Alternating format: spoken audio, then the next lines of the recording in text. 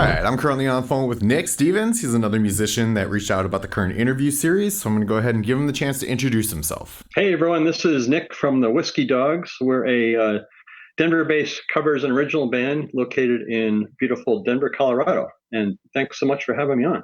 Awesome, absolutely.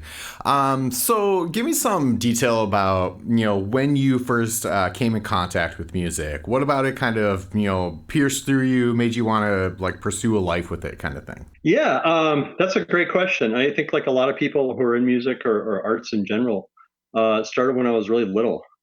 My dad played a piano, and we always had a classical piano in the house, and he played a lot of jazz music. And I always remember him just sitting there and just playing. He never had music in front of him. He was just like, just start playing stuff, and he was really creative about it. And we lived in the New York City area, and he was always taking me to like jazz clubs and the New York Philharmonic, the opera, which at the time I thought as a kid, and I'm talking like 5, 6, 7, 8 years old, was just boring as hell, right? But Mm-hmm. later, now I really appreciate those things. Um, so that was like my early. Music was always there. I played trumpet as a really young kid, and then later, I think one of the first concerts I went to was the Allman Brothers back in the late 1970s, Mm-hmm. um, and it was just seeing this live music and the musicianship of that. And I remember like my older stepbrother had the Kiss Alive album of all things. And again, someone being like 12 years old or so and seeing that cover is like, who are these people? And it was such an image type thing. And their early music was really good hard rock. It changed over time, but I love that early music. And then not much after that, and it's one of these pivotal moments you have. I remember being at a friend's house. We're just sitting in his room, kind of lying on his carpet, and he hands me his headphones. He's like, "Oh, you got to listen to this." And I put it on, and it was Pink Floyd, "Dark Side of the Moon," and it was just like, "Wow, this is music on a different level here." Just how it just reaches like into your soul. The lyrics, the music, the whole thing. So that was kind of like my earliest influences when I go back, think of like pivotal times in my life when like this music really hit me hard. Sure. So, you mentioned about interacting with kind of the music around you. How did you kind of determine the steps that you were going to take to actually begin participating in it? So I played, like I said early on, I played trumpet, and I started playing guitar. And I was never really that great at guitar, and I play bass today. So it's one of those stories. Like, and in high school, a bunch of people were together, and they're like, "We have this band, and we need someone to play bass."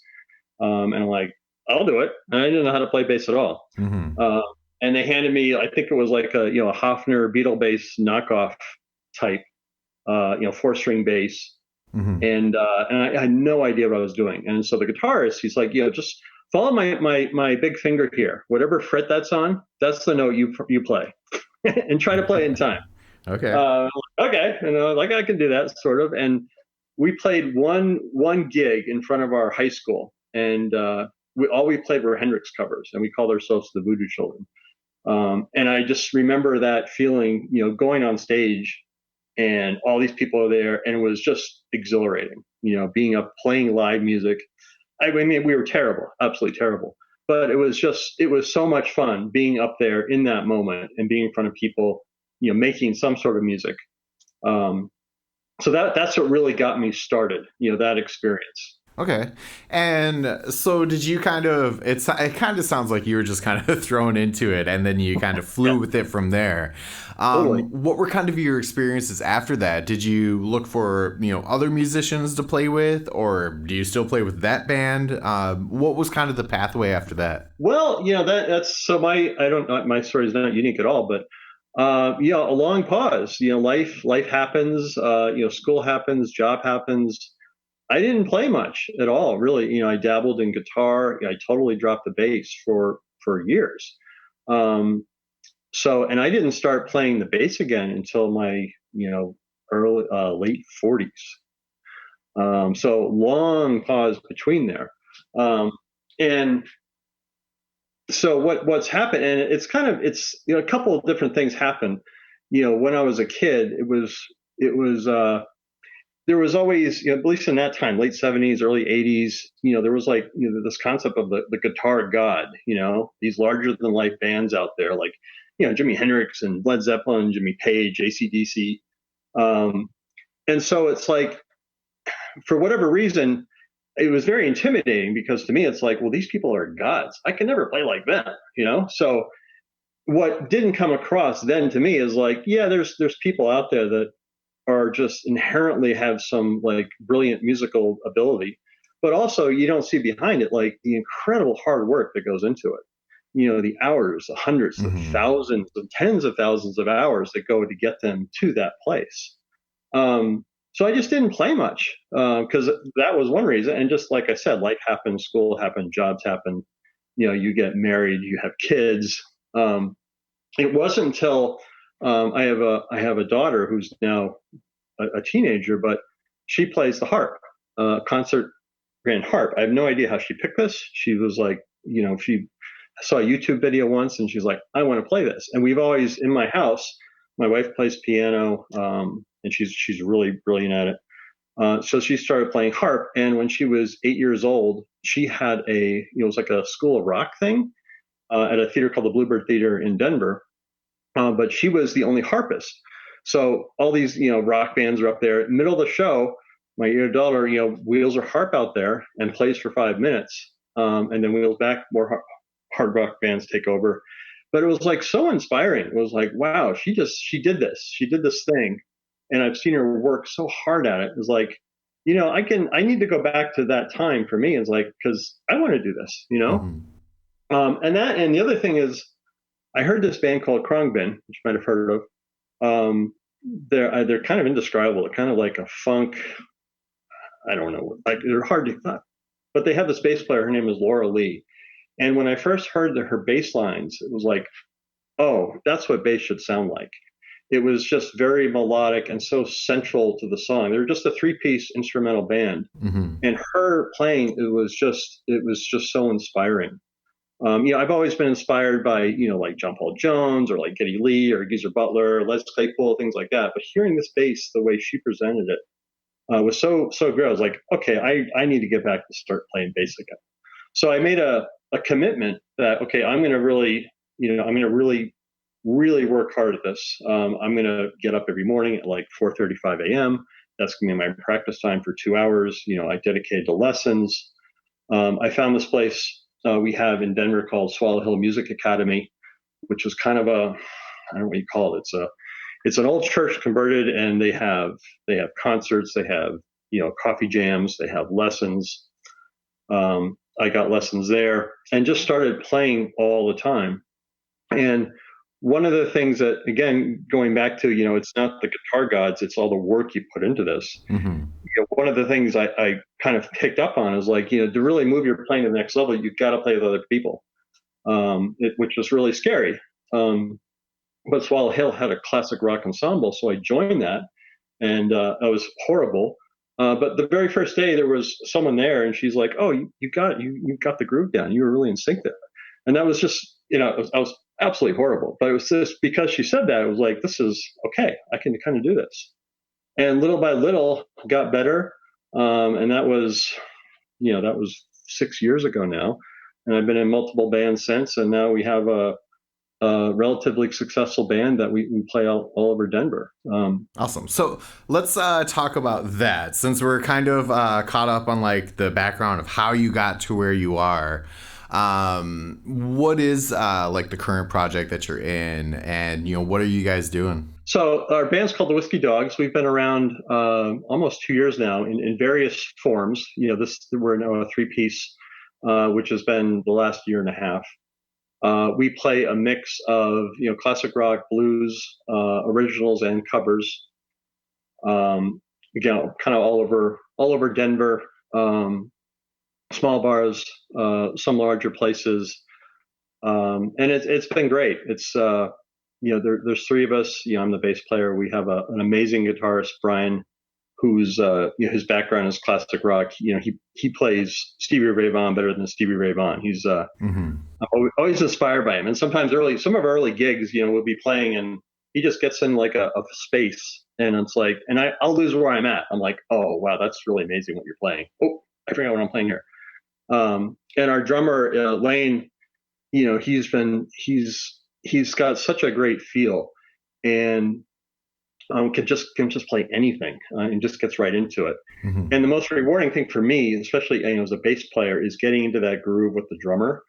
One of the things, some early when I was a kid, my heroes were like Jimmy Page and Jimi Hendrix. But I find that as a musician, I love being in the back with the drums and getting Hmm. into that groove because it's such an important part of the band. There's a joke. There's something like, what's it go? A band is a bass player and a drummer and some other stuff going on. I Sure. joke about that with us all the time with us. It's like, as long as I'm playing well with him and we have such a good rapport together, we keep each other where we should. When one of us gets lost, we help each other, just a little look or something like that. It's just, it's so rewarding. Yeah, absolutely. So you mentioned that you guys are out, playing shows around as well. Are you doing any recording or anything? We're starting to, we have, we've kind of put together a studio in one of our basements where we record. Again, one of the interesting things about me about this whole thing is, as the I'm probably the least musical talented of the three of us, so I try to make it up in other ways. I've dug in deep on how to record music and our live sound and doing right mixes, and I do a lot of other stuff like the website, social media. I design the gig posters, which I really enjoy doing. But yeah, we're starting to do recordings. We're starting to build a little catalog of original music. We do have on the roadmap that we're going to go in to an actual real recording studio and lay those down at some point. And again, that's really one of the two things that I think are just so much fun is that and so rewarding is one, playing live. That's what we all live for. Hmm. But also, as a band, coming up with and writing new music.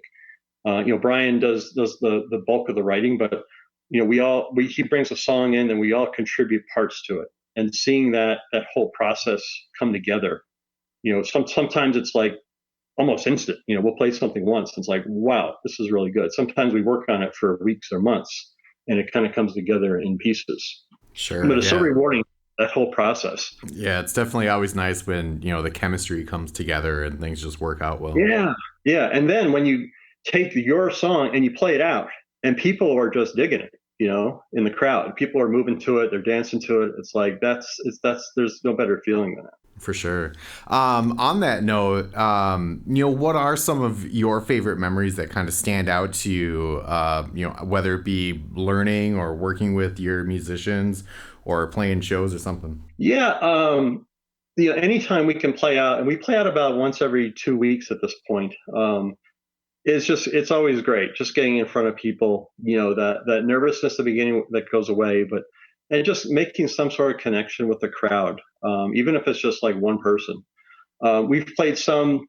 I guess the memory ones are the ones that I guess on the face of it aren't that great. We played a larger place up north, and it was like a Thursday night, and it's like snowed. It snowed that day, and there was like literally two people there in a place that filled like 250. So it's just us. But it was still, we made the best of it. We played to those two people, and it was good. And the other side, a couple weeks ago on St. Patrick's Day, we played a tiny little bar, which was just packed, just completely packed, and people were like bumping into me, and people were hammered, but they were so into the music. There was people dancing, there was people singing. That just makes it also worthwhile when stuff like that happens. Awesome. Well, where can people check out what you guys are doing and, come see a show if, you're playing around them? Yeah, we can find us at whiskeydogs.com, and there's no E in whiskey. We do the traditional spelling. We're also on Instagram at whiskey underscore underscore dogs. You can find us there. So those are the two main places that we keep our social media. We play all around Denver, Front Range. Have gigs scheduled out, through October at this point. Awesome. Very cool. Well, I always like to give the person I'm interviewing the opportunity to put out their last word. So just a message you feel you resonate with that you want to put out there. It's never too late, if nothing else. I think, for me, there's the thing, when's the best time to start something like, an instrument or something like that? Well, 10 years ago. When's the second best? Like, well, then today. It doesn't matter how old you are, how young you are. And as I was saying before, when I was a kid, it was like kind of intimidating, but also at some point it's like, oh, now I'm too old to start doing this. But you're never too old to do this. Sure, you hear about someone like, Paul McCartney started playing when he was 10 or something like that, but you can start whenever. I didn't start really taking this seriously until my 40s, and now it's like I'm in a band. I'm doing this is my dream with these two other guys who are like the best guys. So don't give up. You can do it. On the different social pages, you always see that question. I'm 22. Is it too late to start guitar? No, it's not. You can do it. Just start. And it'll come together. And just keep working at it. And you can make it happen. You may not be in the jet on the tour, but for me at least, just playing music with other people is in and of itself is such a great reward.